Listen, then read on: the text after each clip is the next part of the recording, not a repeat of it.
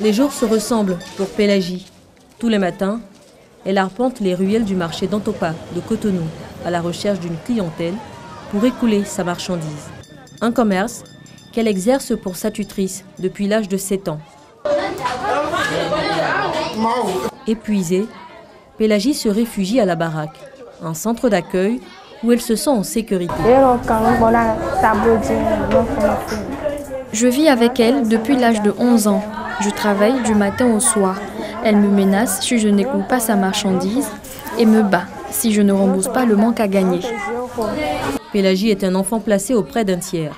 Au Bénin, on les appelle les vidomégons. Comme Pélagie, elles sont plus d'une soixantaine à trouver refuge à la baraque. L'animatrice souhaite garder l'anonymat. Normalement, les profils qu'on rencontre, c'est les cas de maltraitance surtout et quelques cas de viol.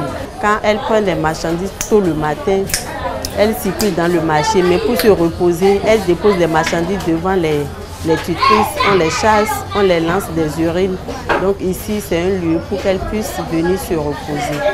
Les jeunes filles âgées de 6 à 15 ans sont confiées à des personnes par leurs parents, le plus souvent nécessiteux.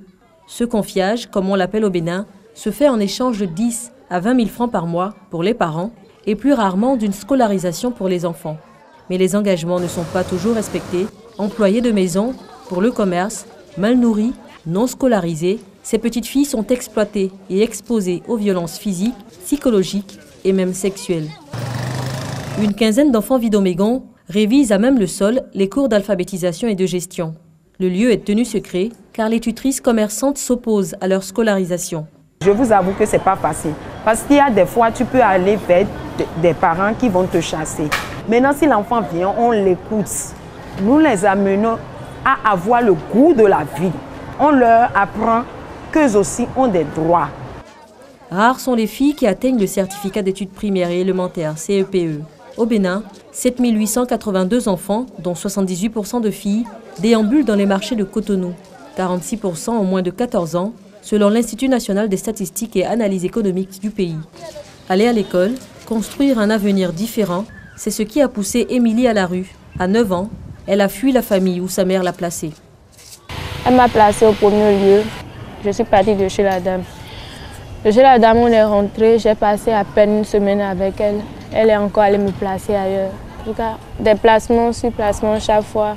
Et un jour, je lui ai dit non, que je ne pouvais plus. J'avais déjà 8 ans, 9 ans. Je lui ai dit non, que j'en avais marre d'être placée. À chaque fois, elle recevait l'argent et quand elle partait, moi, je devais subir le coup, que je ne voulais plus.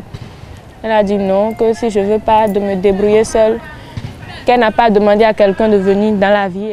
Aujourd'hui âgée de 20 ans, Émilie est en classe de terminale.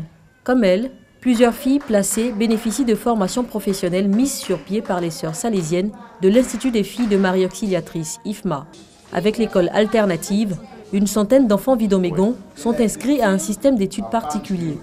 On accueille ces enfants pour leur donner une seconde chance de pouvoir aller à l'école et d'avoir le CEP en 3 ans, au lieu de 6 ans dans les écoles formelles. Comme pour rattraper le temps et devenir plus vite autonome. D'autres initiatives de particuliers existent pour venir en aide à ces filles. Ousmane, le tuteur de Zahara et Hassana, approuve ce combat pour l'autonomisation. Sur 3 ans, il envisage d'épargner pour ses filles afin de financer leur projet. S'il y a une qui décide qu'elle va aller dans l'apprentissage, je le mets dans l'apprentissage, je lui fais tout. Elle va avoir son atelier. Mais s'il y a une fille qui voulait du côté commercial, il n'y a pas de souci. Là, je vais lui donner de l'argent, ce qu'il faut, je vais lui donner. Ils vont faire 3 ans avec moi et le reste, c'est moi qui va s'en occuper. Le phénomène, détourné de son sens traditionnel de confiage à un parent aisé, est un réel business entre parents et tuteurs. Cette déviance traverse les frontières. Certains n'hésitent pas à céder leur progéniture à des intermédiaires qui les conduisent clandestinement dans des pays tels que le Nigeria, le Togo, le Gabon, le Congo-Brazzaville et même les Émirats arabes unis. Un réel trafic transfrontalier. Selon une étude réalisée en 2008, 40 000 enfants sont victimes de cette traite. Les chiffres interpellent les autorités et la situation inquiète l'UNICEF. Nous avons appuyé la Direction générale du travail pour l'élaboration d'une charte qui est assortie d'un protocole d'accord avec un plan d'action pour que les enfants ne soient pas exploités dans ces marchés. Le code de l'enfant prévoit des sanctions. Et ça va de simples amendes jusqu'à des peines de prison selon la gravité de la situation. Selon les accords que nous avons avec chaque pays, nous réussissons à faire revenir les enfants, à les réintégrer dans leur famille. Pour l'heure, la pratique reste une triste réalité et un cauchemar pour des milliers d'enfants africains. Pélagie, Émilie, Zahara et Hassana sont des noms empruntés afin de préserver leur identité.